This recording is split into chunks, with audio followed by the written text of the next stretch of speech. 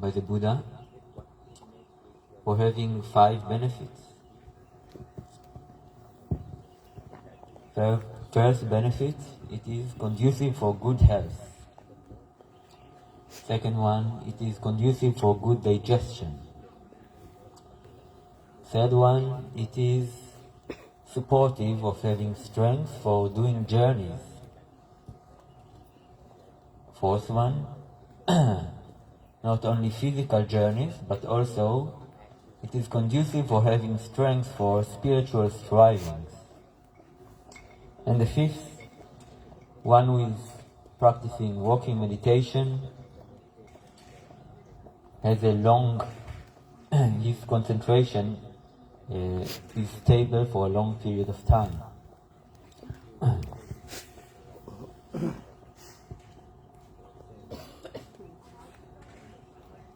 In addition, the Buddha also encouraged walking meditation as a way to overcome drowsiness and fatigue while practicing.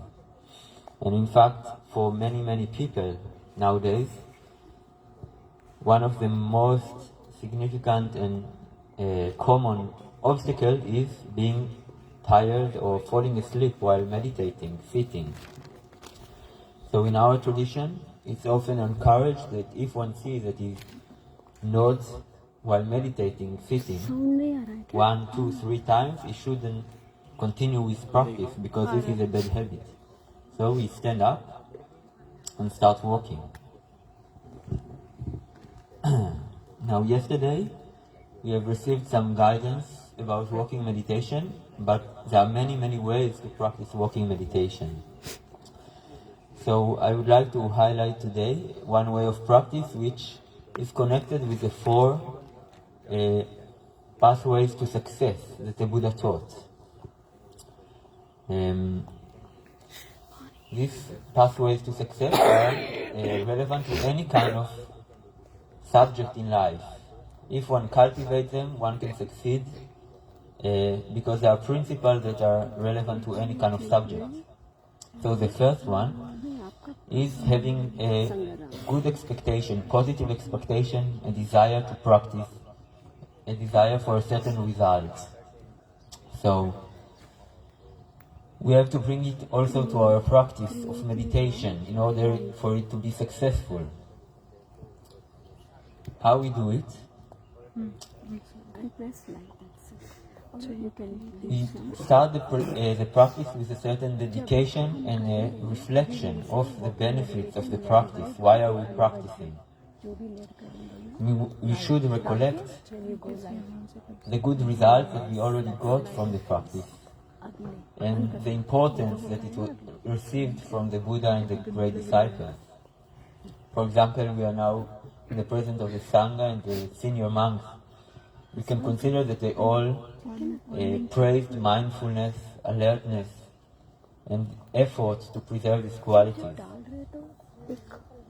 So when we start practicing, we think, okay, we already saw the result of the practice, some well-practiced monks, some well-practiced lay practitioners.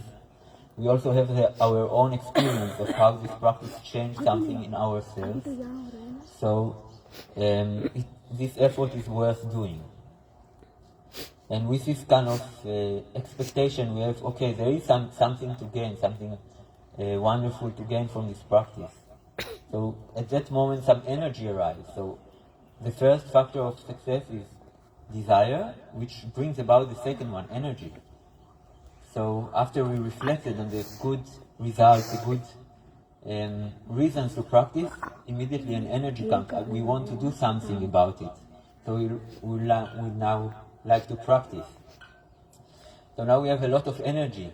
Now energy might sometimes get scattered because we may think, okay, I want already to have the great result of the practice, to attain something or to become something or to experience something. But then the third factor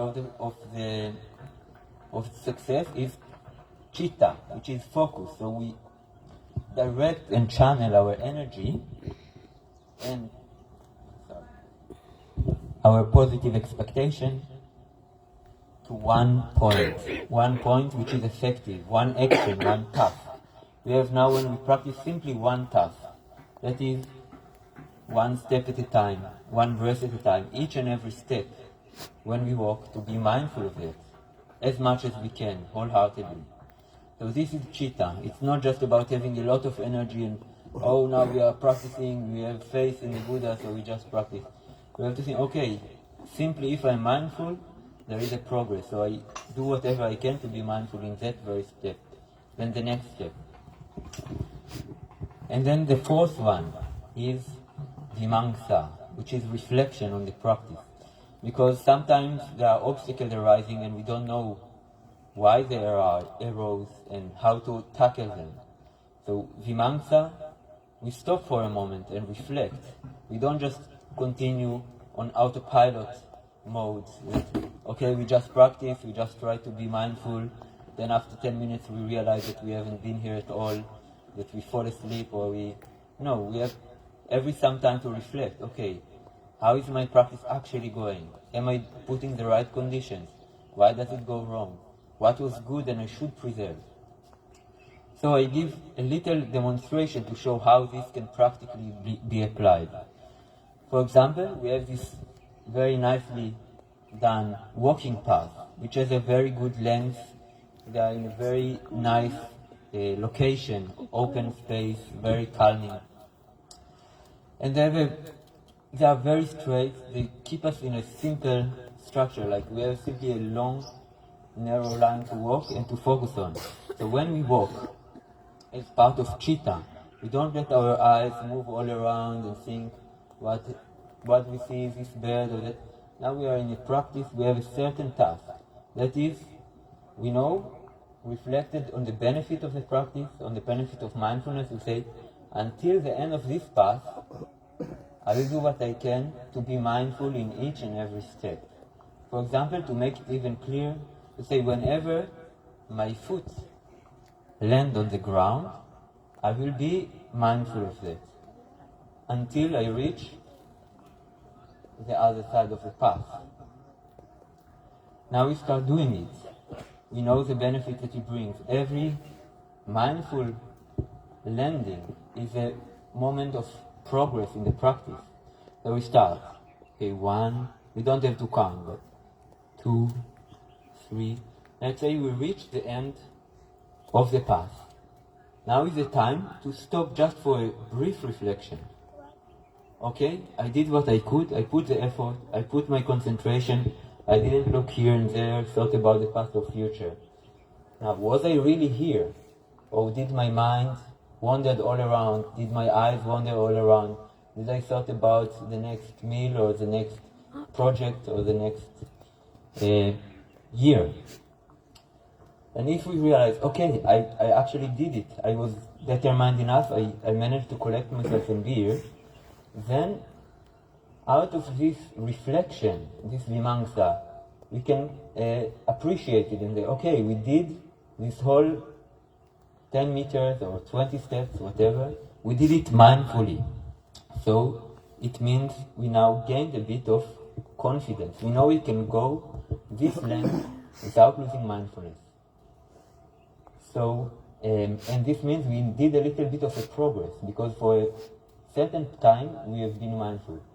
So now we use it in order to generate new chanda, new good expectation. As we just did it, we can continue to walk like this the whole hour. So at least I will make another determination to go the way back. Each step mindful just in the same way. And when I reach the other side, I again reflect, because my mind can go back to its habits. So we walk again all the way back.